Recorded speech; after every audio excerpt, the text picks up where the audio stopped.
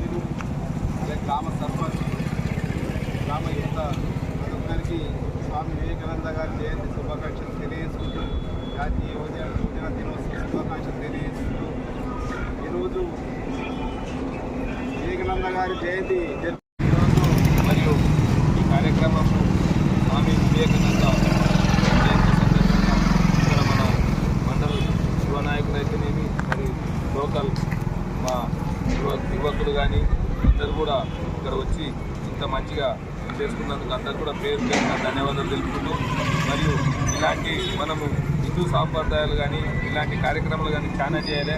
ఎందుకంటే రాబోయే కాలం చాలా మనకు గట్టిగా ఉంది.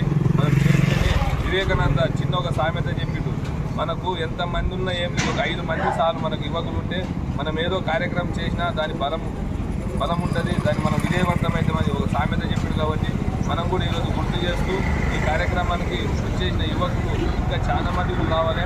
దయచేసి మనము గట్టి గుర్తి మనం ఇలాంటి కార్యక్రమం చేస్తేనే మన భారత్ మాత కానీ మన హిందూ సాంప్రదాయంలో మన హిందూ మతం కానీ ఇంకా కొన్ని రోజులు ఊపిరి పోయిందనుకుంటుంది.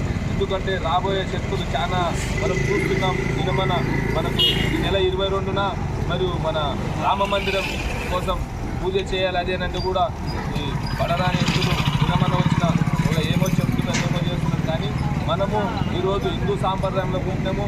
మనము ఇందుకు కానీ లేదా గోమాతకు కానీ లేదా మన తల్లి మనని ఒక తల్లి పెంచిన తల్లి కానీ మనం చాలా గౌరవిస్తాము.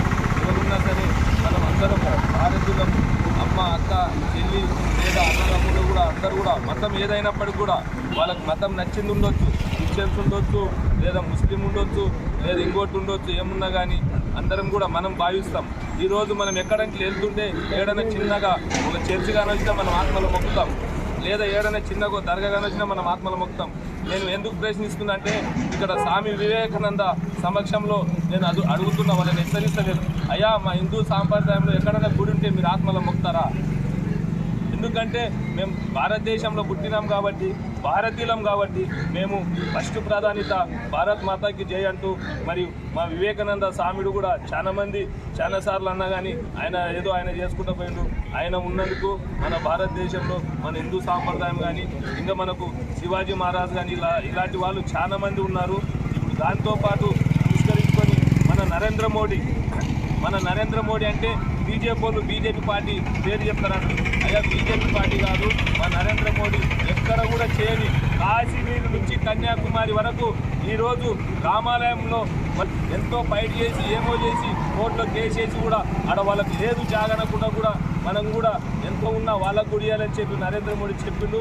అందరూ కూడా హిందూ సోదరులకు పేరున నేను ఏం చెప్తున్నా అంటే 22 తారీఖు నాడు చాలా మంచిగా అందరం కూడా అమ్మ లక్కలు అందరూ కూడా మన ఇంట్లో చెప్పుకొని ఒకరితో పాటు ఒక స్నేహితులకు చెప్పుకొని కులం ఏదైనప్పటికీ కూడా మనం చెప్పి 22 తారీఖు విజయవంతం చేయాలని ఆశిస్తూ ఈ అవకాశం ఇచ్చిన అందరూ కూడా పేరున ధన్యవాదాలు తెలుపుకుంటున్నాను.